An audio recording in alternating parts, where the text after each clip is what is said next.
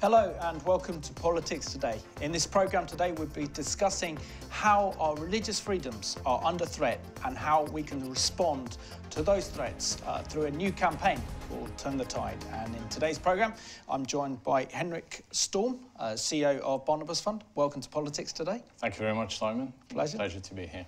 And Melanie, Symons, the editor of Heart newspaper and also co-presenter on our morning. So welcome to the programme. I'll start off with you, Hendrick. It's great that that you hear from the Barnabas Fund. We know the Barnabas Fund have a great reputation in campaigning on behalf of the persecuted church. Can you share with us how you got involved in Christian advocacy? Me personally, yeah. My background is actually in banking and finance, and I worked for a retailer as well, discount retailer, as operations director for them.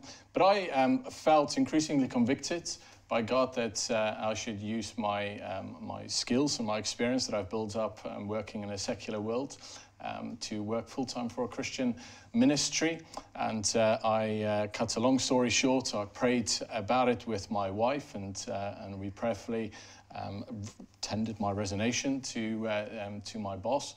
And I've known about the work that Barnabas Fund has done, supported the work of Barnabas Fund, and wrote to them, shared with them my heart, went to see them, and started working with them ever since. So it is a great privilege to be able to work full-time serving Christians around the world, and particularly the persecuted brothers and sisters of ours. Fantastic. So, yeah, so congratulations on your appointment. Excellent news. Melanie, it's always good to do a programme with you. Today we're talking about religious freedom. So what do you think the major problem is when it comes to religious freedom, and particularly freedom for Christians to worship, for Christians to read the Bible, freedom for Christians to proclaim the gospel in the streets? Why is our faith coming under such attack? I think it is to do with secular humanism, which Clifford Hill, who writes in Heart, has been talking about for some years. But I believe there's something creeping and insidious going on. And more, we are actually feeling an unspoken restraint. I feel it myself. I feel it when I go into schools, if I deal with anything public. And it's something very subtle. It's coming through our media because we're being trained all the time that if you have traditional views on marriage, you are a bigot. If you have traditional views on other issues, abortion, whatever, then you are not being very loving. And I believe there's even a deception coming on the church whereby it's all supposed to be about love, and love is being confused for a mistaken tolerance, which is not the truth. I've even had a minister of a church, I will say the denomination, it was URC, and he's one of the home counties. He said to me I was misreading the gospel because it was all about love. And that was why his church couldn't take our papers, because we are very clear on biblical ethics. Excellent. Hendrick, Barnabas Fund, together with another number of high-profile Christian organisations, have launched this new campaign, which you're talking about today, which is Turning the Tide. And you've set up a website called religiousfreedom.org. Can you share with us about this campaign and why it's so important that we actually protect Christian freedoms in law in this country? Thank you very much. Yes, our religious freedom. Someone once said that freedom is only a generation away from being lost. Very true. And another person said that the mark of a true society, the test of a true society, is reflected in how it leaves itself for children, for their children. And the freedoms that we enjoy, religious freedoms that we enjoy today, has to be protected. And we are calling on this protection to take place once and for all through a new law to protect our religious freedom and all aspects of religious freedom. The only protection that we have at this moment in time is under the UN Declaration of Human Rights, and that is important. And what we are calling for this new law to reflect is not very different to the UN Declaration of Human Rights, but the UN Declaration of Human Rights is just an agreement. It is not actually a law that protects us. And you mentioned a few minutes ago, Simon, that of course we are free to worship. But freedom to worship is one of the 7 aspects that make up religious freedom. And what is alarming is that politicians, the media, are starting to squeeze all 7 aspects into this one freedom to worship. And of course, we agree freedom to worship is important. We can go to our church on Sundays, and other faiths can go to wherever they go to worship, and we can do that relatively free. But the other freedoms, such as preaching in the streets, convincing others of your belief system, changing your belief system. I know Revelation TV have covered the story about Nisar Hussein and a convert from Islam. Yeah. Those are very important freedoms as well that get sidelined when it's all squeezed into freedom to worship. So we are calling on the UK government to enshrine all aspects of religious freedoms into this law. Yeah. And Melanie, do you think that on the whole Christians have become apathetic to many of these stories? Because literally for the last, 15 years or so, many of these stories have dominated our news headlines, attack on Christian freedoms at work, in the workplace, facing discrimination. And it's a sad state of affairs that we actually need legislation in order to practice and express our faith, isn't it? What I thought was interesting about the Turn the Tide booklet. May I hold it up? Yes, please. Yes. I mean, I'm just very impressed by this. I get a lot of stuff across my desk, and this was something I actually felt to look at. And I started reading it, and I thought, well, I know these cases, I've heard about them. And the thing about these particular cases is that they, I suspect they're almost being allowed by the Lord as martyrs to actually push what are now boundaries. They shouldn't be boundaries. They're boundaries which have sort of emerged.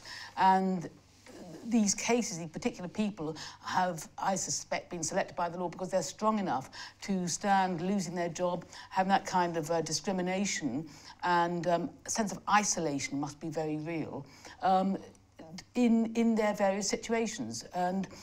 But what also interests me very much, and I was shocked in a way when I read this, was that all you are trying to do now, Hendrick, is to enshrine in a modern law rights which were won centuries ago, and which the parliamentarians and the modern day people appear to have forgotten, rights which are won hundreds of years ago, 500 years ago, whenever. You've listed several of these rights, the right to persuade someone, like you were saying just now, the right to preach in public, and they're already there in English law. So when did they get moved aside?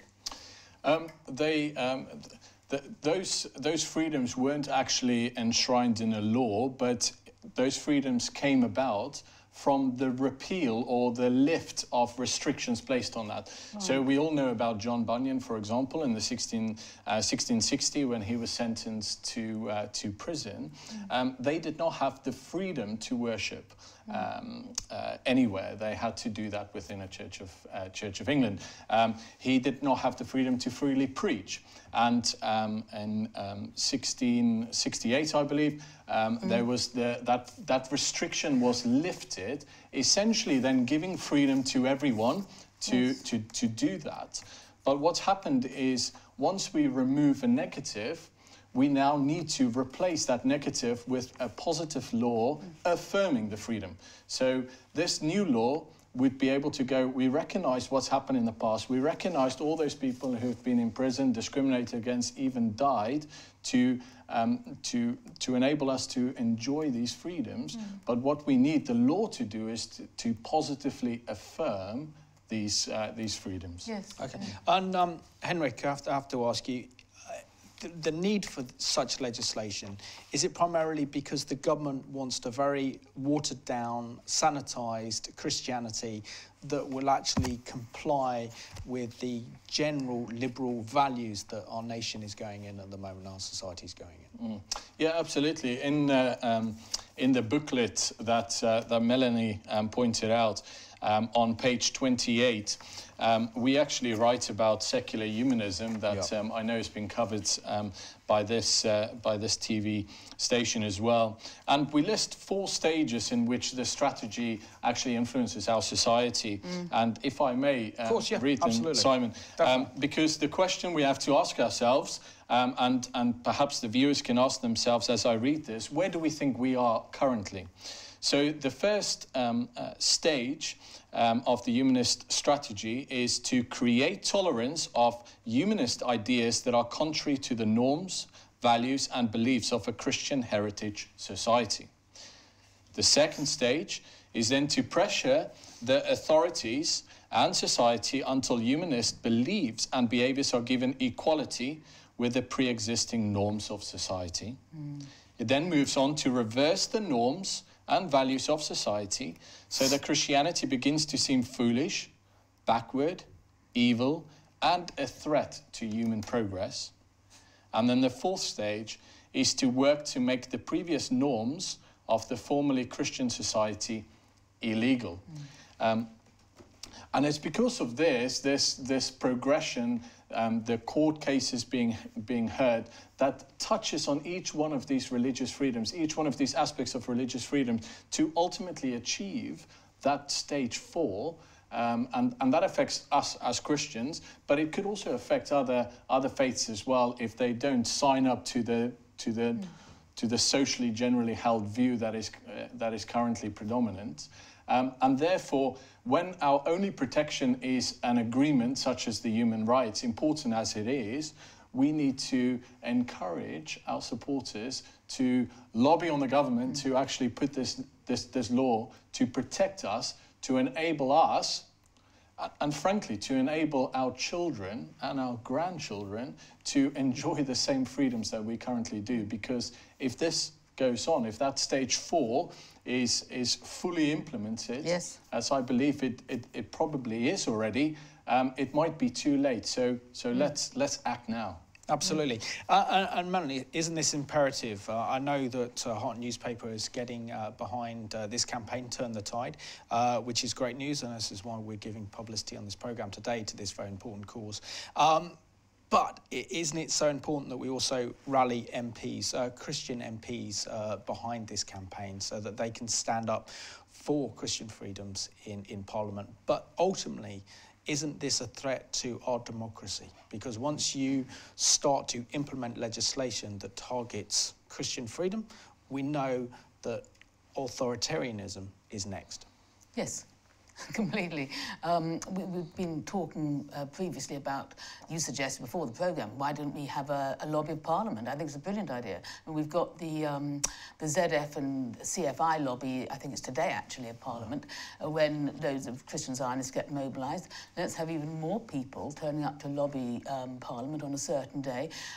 Some of our MPs are Christians, which is super, and I believe there's an increase in them since the last election. But particularly what interests me, and I'd like to have Hendrick's take on this, is how far could this campaign, Turn the Tide, appeal to non-Christians? I mean, I'd have thought there's a groundswell of ordinary, moral-minded, family-minded people out there who actually are traditional because they might have grown up in Sunday schools, or at least their grandparents did, and there's a sense of what is right for society and what works in society, and they may be quietly appalled at what's going on. So, okay. Hendrick, I just want to lift up this very important paper here, and on this one is our religious freedom, bringing new law to protect religious freedoms, and you make 6 very important headings that need to be addressed. The first one is freedom of worship, freedom to read scriptures in public, freedom to interpret scriptures without government interference, freedom to choose or change your faith or belief, freedom to preach and try and convince others of the truth of your beliefs, freedom to build churches, synagogues and mosques, and freedom from being required to affirm particular worldview or set of beliefs in order to attend university, hold a public sector job or stand for election. What is the danger if Christians in this country don't respond to this campaign to ensure that our Christian freedoms are protected by legislation? I'm glad you read those, and if I can maybe just give two examples.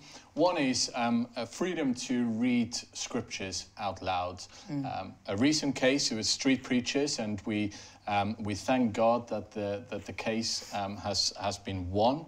But where the Crown Prosecution Service actually specifically stated that reading the King James Bible out loud in public in today's society is abusive and shouldn't be done. That is happening. Yeah. That street preacher was taken to the Bristol courts for that very thing. It's a freedom that is currently under threat. The last one you mentioned, which is a very important one, freedom from having to affirm or hold to a certain belief system, to hold public office or to go to university and so forth. I'm sure people, we've just had a general election, and it's fresh in our minds the challenges that the Liberal Democrats had, and Tim Farron in particular. But one a little bit closer to home to perhaps the viewers is the student from Sheffield University, Christian, who got kicked out of the social work studies just because they affirmed to hold certain views, in this case on marriage. But that has nothing to do with their ability to do their work or their studies at the university. So if we do not protect these freedoms, we are already seeing the warning signs that they are under attack. And before it's too late, Simon, we need to address that and call on the government to protect us from losing these freedoms. Absolutely. And it was a private post on Facebook. It wasn't even him jumping up and down and handing out pamphlets. It was a personal, private post on Facebook. Well, doesn't this show where we are, though? That essentially, because of the rise of social media, because of the internet, and because of this ultra-extreme humanist agenda that's been shoved down our throats, and wanting everyone to conform to a set of beliefs and a set of behaviour, and in a society where everything goes except the truth, isn't important that so many people get involved in this campaign. And can you explain why your readers in particular, and also our viewers, need to take this new campaign very, very seriously? Well, I was very excited in a sort of sad way when the Turn the Tide booklet turned up in the office. I'm two reasons I'm encouraged. One is that I can see the organisations working together, and where there is unity, the Lord commands a blessing. Absolutely. And I believe if even Christian denominations and the campaigning groups can come together on this and be seen to be speaking with one voice, it will be taken extra seriously. Also, I think that the other reason is that there's a chance for Christians to do something. For years I've heard Andrea Williams, when she's spoken at events, saying, when's the church going to wake up? Because there are these certain cases who are almost notorious within the Christian world, who we do hear about several times, because their cases go on and on over some years, and they have to live through the stress and strain of this. But Christians can actually now sign a petition. They can start to lobby their MPs to create an awareness, because there are plenty of Christians out there who are articulate, viewers here, my readers, who have a pretty good idea of how things should be. They are concerned, and I think I'm particularly pleased that there will be a copy of the petition in the next issue of Heart. And people can presumably get it from our Religious Freedom website, and start getting people to sign. And I hope that there's going to be a moral majority of people, ordinary friends and neighbours, who will sign, not necessarily churchgoers. Yeah. And Hendrick, how can our viewers sign up to your petition, and how can they get involved in this campaign, and maybe for the first time actually contact their member of Parliament to discuss their concern that Christian freedoms are under threat? As a first port of call, they can certainly visit our website at ourreligiousfreedom.org. On the website as well, the booklet that we talked about can be downloaded on PDF as well. They can sign the petition online, and they can order from our head office. They can order a petition form as well. So please do that. And what members of Parliament are already behind your campaign? We extremely grateful that Geoffrey Donaldson, from the Chief Whip of the DUP, has put his name to the booklet and he's commended it, which is really encouraging for us. And what we are particularly encouraging our supporters to do, and the viewers of this programme as well, is to please do go and see your MP, ask these very difficult questions of your MP in your constituency. Use our material, let us know that you've spoken to them, and we can then collectively try and pressurise other MPs to join us and hopefully see this new law come into legislation. Absolutely. And Melanie, I think the consequences of not acting are extremely precarious and extremely dangerous. Isn't it time that Christians actually spoke up for our Christian values, and particularly when it's an issue of politics, because so many Christians feel that, well, it's not the gospel and politics is important, but my faith is more important. As long as I just go to church on Sunday, I'll be okay. What's your answer to that? Well, yes, sometimes my newspaper gets called too political, but that's what it's about. I mean, if you read the Bible, it's not about Mr. and Mrs. I don't know, Cohen. It's about God and kings and how, you know, God dealt with the people and shaped human history. And I actually think that this initiative could be sort of history-making.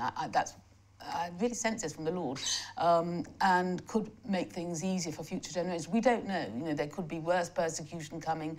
It could get worse before it gets better, or vice versa. But it is a great opportunity, you say, for Christians to stand up and be counted. But also, I think we need more evidence. There is evidence out there about how children do better with a father and a mother. Now, I can say this knowing that I won't lose my job because I'm self-employed. But Richard Page, the magistrate, who talked about last Friday on our mornings, you know, he has lost his job with the NHS Trust because of a comment to a colleague. And going back to what you said about social media, it's really, we don't need secret police because it's all out there. The police just go to Facebook. But I think it's the amount of betrayal going on too, which saddens me very much. And so this is a chance for Christians to stand up to say, look, we are actually the moral majority. We speak for the moral majority, and there are lots of people who aren't churchgoers who might be thinking this, but they get cowed by the media, because that's their main source of information, into the secular media, into keeping very quiet. And if you keep quiet, you know, it is, as you said, very dangerous. Yeah. And Hendrick, I try and convince many of our viewers of why politics is so important. And it's important, isn't it? Because we need to get involved in politics in order to protect our freedoms, as we see that in authoritarian regimes and also in many Islamic countries, your ability to be able to read the Bible, your ability to worship is very much hindered, and you've often faced state persecution, and in many cases even death. You know that extremely well with the Barnabas Fund, the plight of Christians suffering around the world for their faith. But no one really expects that same persecution to actually come to Britain and the West. How do we stand up against this, and how do we stand up against this tide of hatred that is targeting Christians and our freedoms in this country?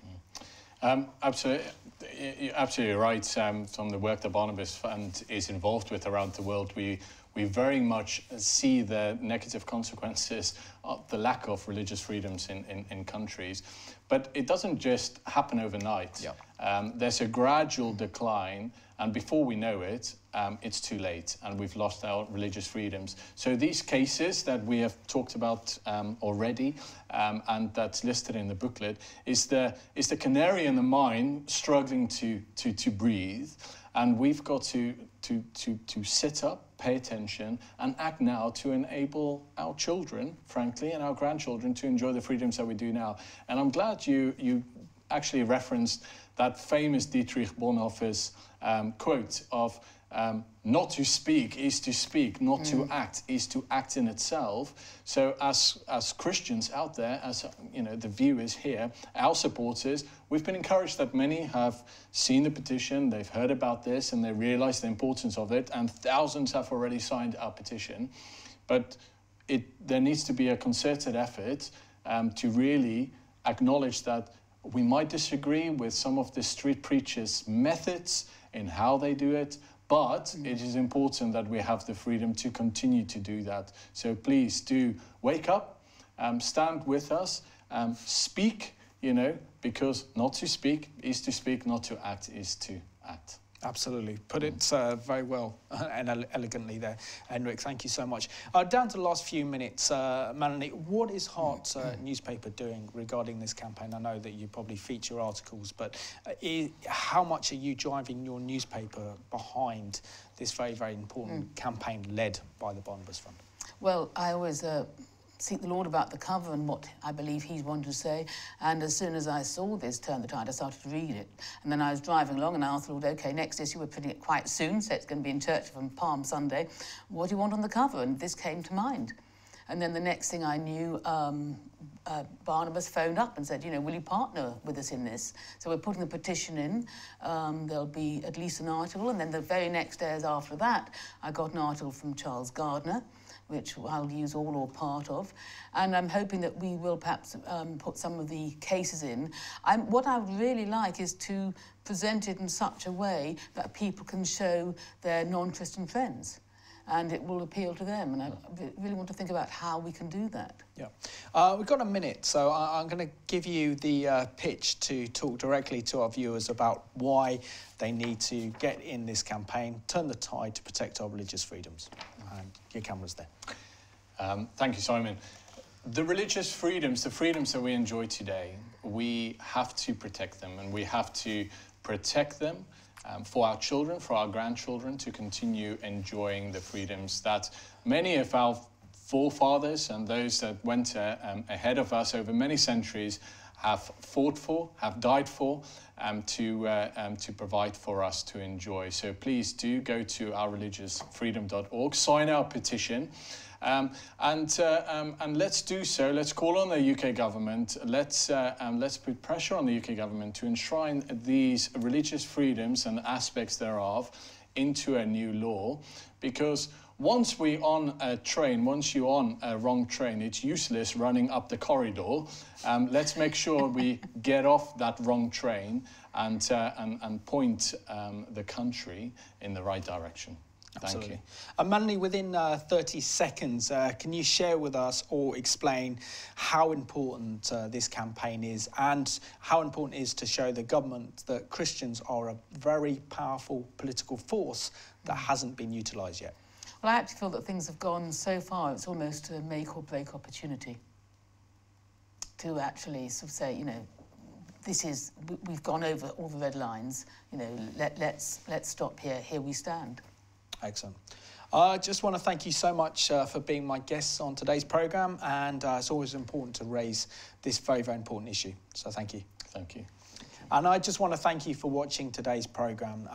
We're in dangerous and precarious times, and it's important that we show the government our full strength, and that is by you can get involved in this campaign called Turn the Tide. So thank you for watching today's Politics Today.